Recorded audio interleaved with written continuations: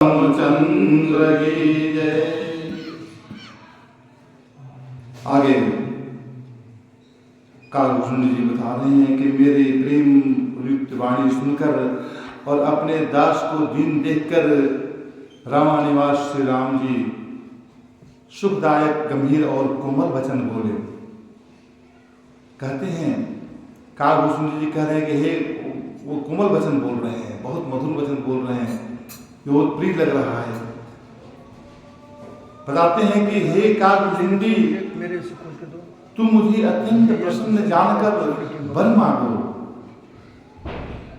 कहते हैं मुझे वर मांगो, अणिमा आदि अष्ट सिद्धियां, दूसरी रिद्धियां तथा संपूर्ण सुखों के खान मोक्ष, ज्ञान, विवेक, वैराग्य, विज्ञान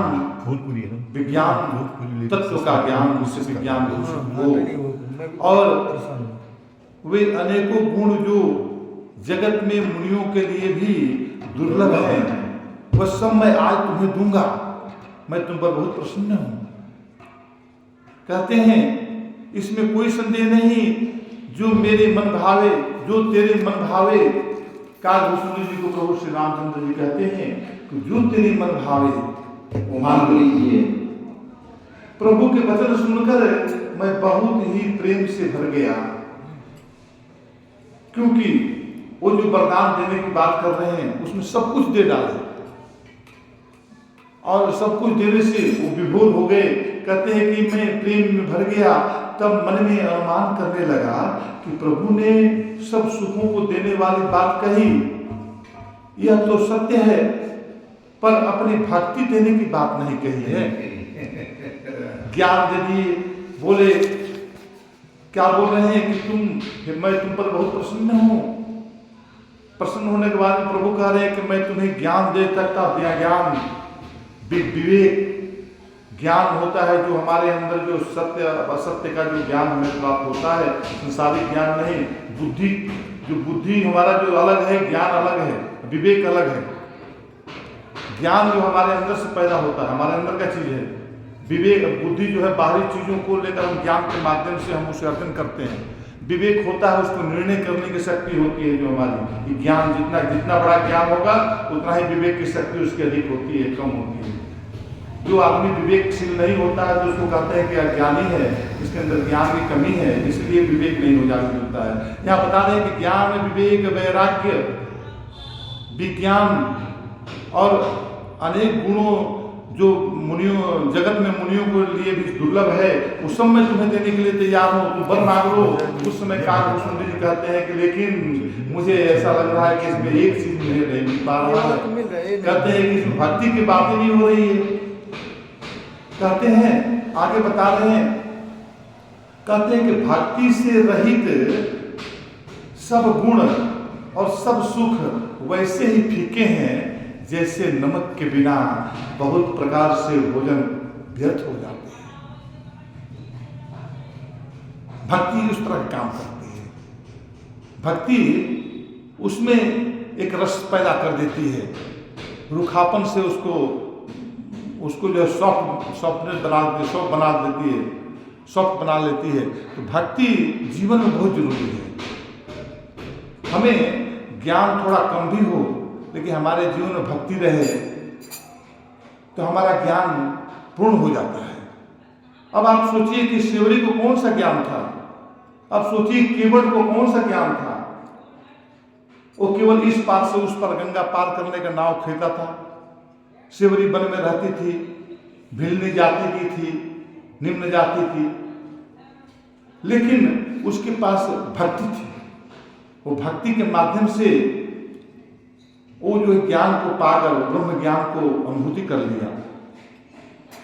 जो केवट दूर था, केवट पहला बार मिला था, राम से तो पहले मिला नहीं था। केवट जब पार होने के समय में मिला, उस समय तो उस समय जो केवट जो है उसके पास जो भक्ति थी, वो भक्ति से प्रभु को पहचान गया।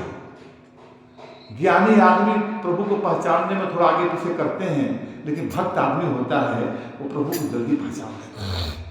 प्रभु उसको जो है बहुत लगता है, उसका दिल उमंग में वजन लगता है। ये सुतीक्षण जी महाराज जी थे, रामायण में हम लोग विगत समय में देखे थे। सुतीक्षण जी जो थे वो भक्त थे, और प्रभु को जब अपने अगस्त मुनि के साथ पास लेने जाने के लिए वो आए बीच रास्ते में, उनको बोले जाओ लेकर आओ, तो वो लेने गए। तो वहाँ पर जाकर प्रभु को जो है जब दर्शन करने की जब बात आई तो वो वहीं पर नाचने लगे, वन में ही घूमने लगे, वो भक्ति में।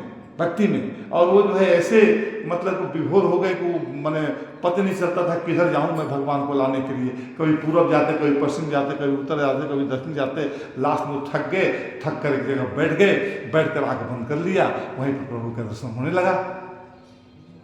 तब प्रभु जो है देखे इसकी क्रिया को, कहे कि ये तो जो है मेरे प्रेम में विभोर हो रहा है। तब वो आकर उसके सामने प्रकट हो गए। वो आँख नेत्र खोल ही नहीं रहे हैं, वो बोल रहे हैं कि नेत्र खोलो, देखो मैं तुम्हारे सामने आ गया हूँ, लेकिन वो नेत्र नहीं खोल रहे हैं। इस तरह से भक्ति होती है। तो भक्ति के बिना जीवन में कुछ भी सब बेकार है। ज्ञान बेकार है, वैराग्य बेकार है, योग बेकार है, सब कुछ बेकार है। भक्ति होनी चाहिए। अब भक्ति है तो सब कुछ ठीक है। भक्ति से हम ये सब चीजों को प्राप्त करते हैं। यानी कि हमें ज्ञान प्राप्ति करने से पूर्व भी भक्ति की जरूरत है, और ज्ञान प्राप्त होने के बाद भी भक्ति की जरूरत है। ज्ञान प्राप्ति से पूर्व जो भक्ति की जरूरत होती है, भक्त होता है, उसको जिज्ञासु बोलते हैं। और जो ज्ञान प्राप्त करने के बाद जो भक्त होता है उसे ज्ञानी बोलते हैं। तो ज्ञानी और जिज्ञासु दोनों के लिए भक्ति की जरूरत है। इसलिए भक्ति की माता यहाँ पर आगे बताकर कह रहे हैं कि वो सब कुछ देना चाहे लेकिन मुझे भक्ति नहीं देना चाहे। तो आगे बता रहे हैं कि हे प्रभु, यदि आप प्रसन्न होकर मुझे वर देते हैं और मुझ पर कृपा और स्नेह करते हैं, हे स्वामी, मैं अपना मन भाया भर मांगता हूँ। आप उदार हैं और हृदय के भीतर के जानने वाले हैं, इसलिए मैं जो चाहता हूँ वो वर आप दीजिए। आगे बढ़ते हैं। मंगल भवन अमंगल